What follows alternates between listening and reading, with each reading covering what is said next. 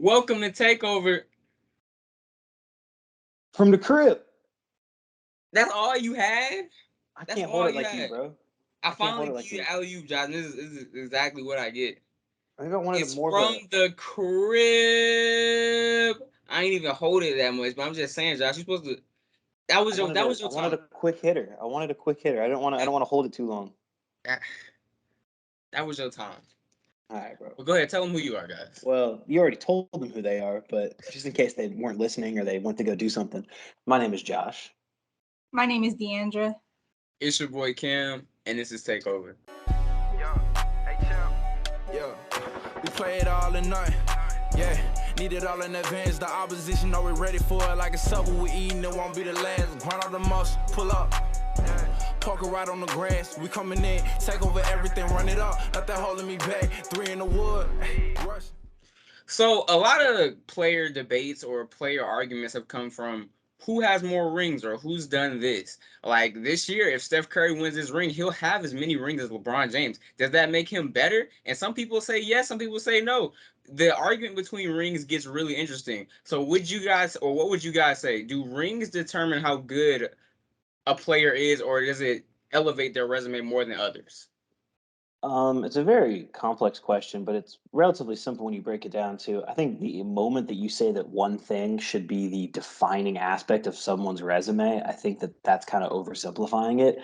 So, for example, if we're going to listen to the hashtag rings crowd, and rings are far and away the most important thing. Robert Ory is like a top 20 player.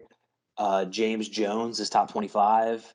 And there's a bunch of other role players that have just kind of traveled around and they rode LeBron's coattails or whatever, and they've gotten a ton of rings. So while I would argue that rings are probably up there as the most important, I think that you also have to take everything else into consideration when looking at a player's legacy. So, like, Charles Barkley doesn't have a ring, but that doesn't stop anybody from putting him in the top 25 more often than not all time. Meanwhile, you've got some guys that played with like the Celtics in the 60s and they've got like 10 rings, like Sam Jones, and Sam Jones is in top 50 nearly ever. And that's kind of valid because, again, it comes down to how much did they actually contribute to that ring. So, like, Dirk Nowitzki's ring in 2011, very valuable. Anything that Steph's done, very valuable. But you look at like a second or third option, it's going to become less and less valuable the more less important they were to the team. I would argue it's the most important thing you can look at, and I think it can win you a debate. But not having a ring, I don't think completely kills your all-time argument. Like I said with Charles Barkley, because getting a ring is just so incredibly hard to get because you only get one team wins it every year, and it's hard to even get to the finals, let alone win the finals. So I think people put a little too much emphasis on it nowadays. I think it should still be emphasized. I think because that's the overall point of playing sports is to win the whole thing at the end. But yeah, I would argue it's the most important. But I think that the percentage splits need to be kind of evened out to where it's less emphasized and it's more a little even keeled with like overall accomplishments and stats. So I agree with everything that you said. I believe that rings are one of the most important factors of a player's resume, but there is more to be taken into consideration besides the championship itself. Like, you play the game to win, so obviously the championship is important because that's the ultimate goal. It shows that you beat the best of the best to become the best of the best. But we've all heard the phrase that not all rings are the same or not all championships are equal. So like you said, Josh, you could have a role player or a bench player who literally contributes almost nothing, sit on a championship team or championship caliber team and literally rack up championships, but you could have another player of an all-star caliber or even a superstar caliber that will have none or less because they're not as fortunate. And I, like you said, Josh, I feel like we should look more toward the performance and the contribution and not just the championship itself. And I think something that's right up there with championships that I think kind of gets overshadowed is kind of like the essence on and off the court matters as well. And the perfect player that I could think of for this example is Kobe Bryant. You think about the determination, the blood, sweat, and tears he put into perfecting his craft and being the best and having a work ethic and caring about winning. So Kobe not only had the championships, but he was a player that could inspire and uplift and galvanize people as well as generations as well. And that's something that not many players can do. That's something that players with rings can't even do sometimes. So I believe that's important as well. In a way, I'm gonna disagree with you guys, but also agree at the same time. I know you guys said rings are a big part, but I think one thing comes above rings, and I think the answer is impact. People look at Bill Russell and Robert Horry having the most rings in the NBA. None of them are in the GOAT conversation though.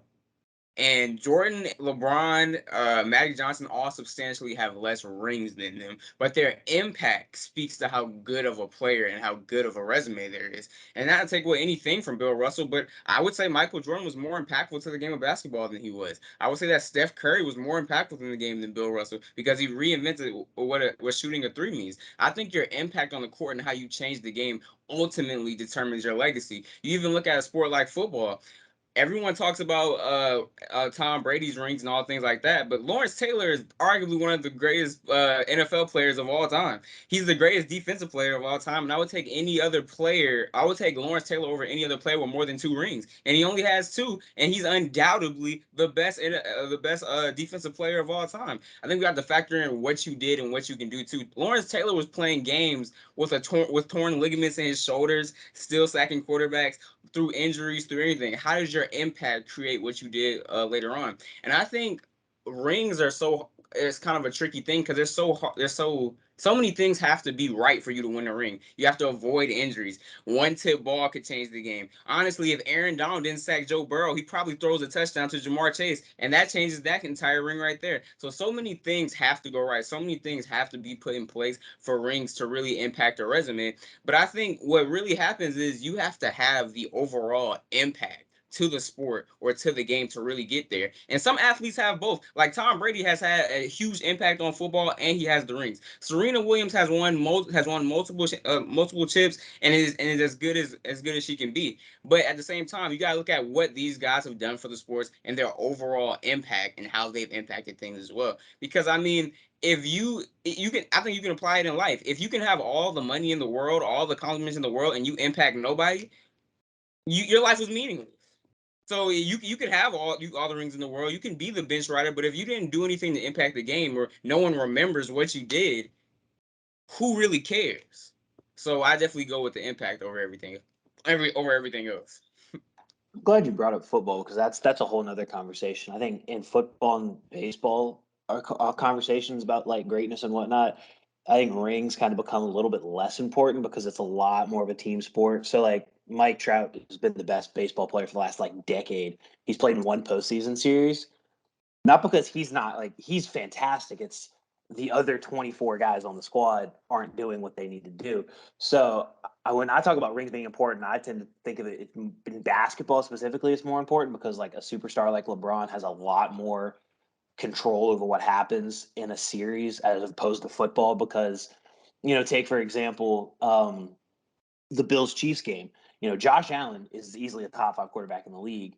He didn't have any control over how that game ended. He did everything he could. He scored with 13 seconds left, but his defense let him down twice.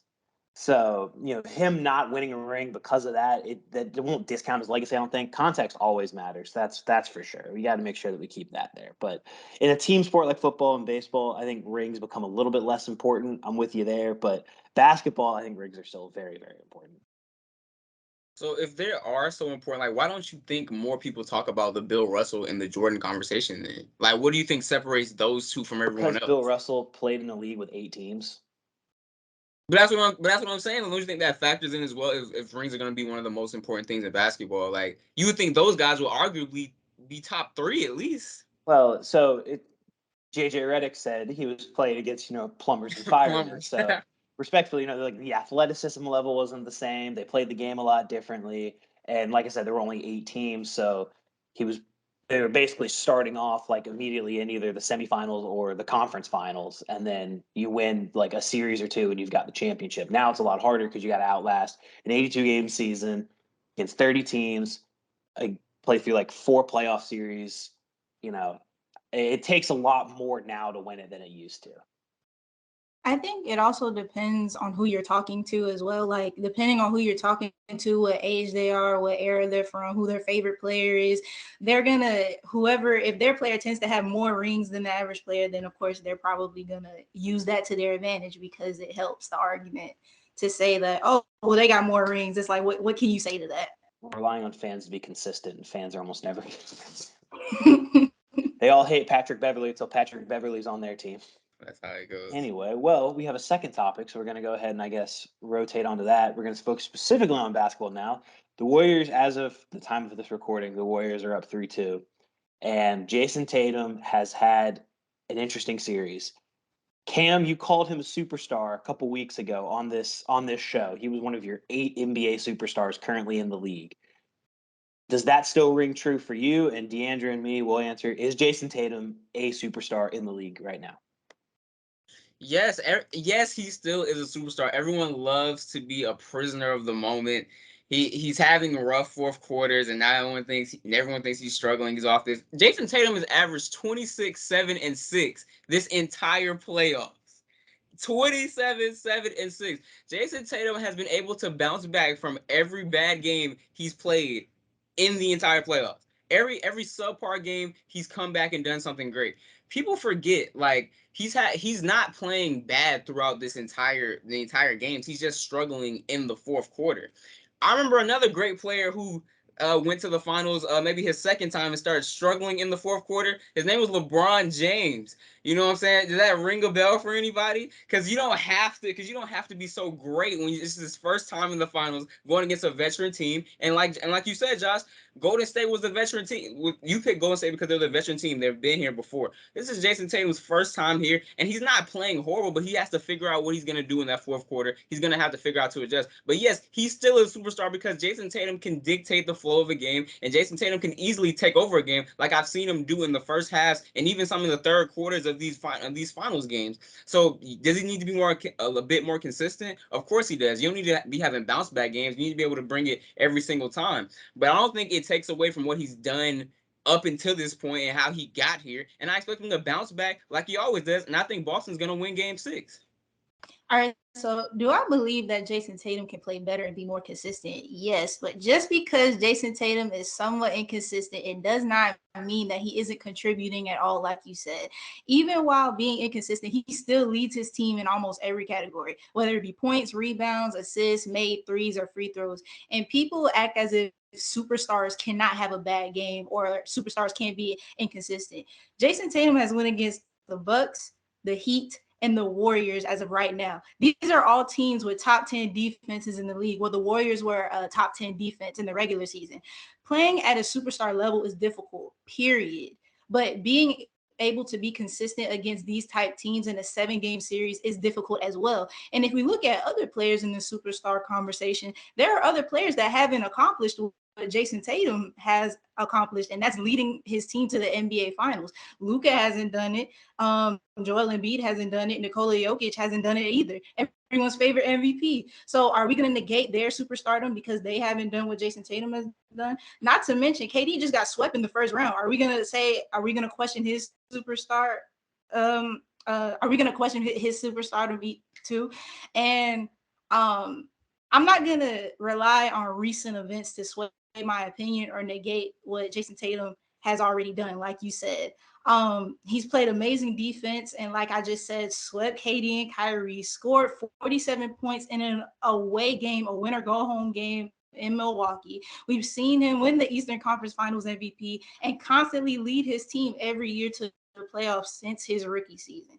So I still believe that Jayson Tatum is a superstar, in my opinion. This is not hate on Jayson Tatum. I think I'm just overly cautious more often than not, especially when throwing around a term like superstar. Because like you said, Cam, this is a very elite, level of player. I don't think Jayson Tatum is officially 100% unquestioned a superstar yet. He's top 10 in the league. And if he's not 10, if someone wants to have that argument, there's no way anybody could put him lower than 12. But I think that this postseason has shown he's just on that line to where I'm not comfortable calling him that just yet. Because while he has games where he's completely dictating the flow, he's dominating the game, he's getting the line, he's making all his shots, he also has games like game 1 where he shot 3 of 17 from the field. He also has games like game 3 where he shot 9 of 23 or 8 of 23 in game 4. There's just too many slightly inefficient, games where he's kind of struggling to get his own shot or hit all of the shots that you would want him to hit. Like I said, I think he's right there, and if he wins the finals, there's a good chance that I'll just, completely do an about face and say he's a superstar now if he can take 2 games off Golden State with him up 3-2. But going into next season, remember, the dude's 24. He's got so much time to be considered a superstar. I don't think anybody really considered Giannis a superstar until he's about 26, 27. We've just now really started calling Embiid a superstar, and that's because he's been in MVP conversation. Same thing with Jokic. I think Tatum is just a half a rung below that level as of right now, because I think he's still just a little inconsistent with the own individual scoring night in and night out. But I will say I've seen a lot of growth from him as a passer, which is why I'm reluctant to even say that he's not a superstar, because that was the one question I had, was if he could be a good enough passer to be a focal point of an offense. He definitely is. He's a fantastic defender. He's a good enough rebounder for what he does. I need to see a little bit more efficiency from him before I'm willing to crown him at that level. So you're saying he's not a superstar because he doesn't score consistently? I'm not saying score consistently. I would say efficiently, because having games where you're shooting 3 of 17, and Andrew Wiggins is a good defender. Andrew Wiggins isn't a fantastic defender. I mean, he looks like it from time to time. I don't know what got into Andrew Wiggins over this past 3 games. But even when Jayson Tatum's shot is off, I feel like he's still affecting the game. Like you said, he had that bad shooting night. I forgot, it was one of something. But he had 13 assists, and he had a lot of rebounds. He was playing great defense as well, though. I don't think he let the fact that one thing wasn't going dictate his entire game like I feel like a lot of players do. Then why isn't Jimmy Butler a superstar in your eyes? See, Jimmy does the same thing. It's tough. That's actually a really tough one. Because I don't know what it is about Jimmy. It feels like he could be, though. I'm going to have to redo my list. He's got to think about Jimmy showed, if he hits that run-up jumper shot from 3, he might just be one. Well, I don't know. I may have to they receive prisoner of the moment. Either way, like I said, I just on the biggest stage, because we've seen him on the stage before, and he's always had good games. But I feel like he's had just one too many bad games to where I'm not comfortable putting him in that upper echelon. Like I said, top 10 by far, easily. I would love to start a team with him, and I've completely redacted the fact that I said I would take Trae Young over him. I think that was an old time, a simpler time.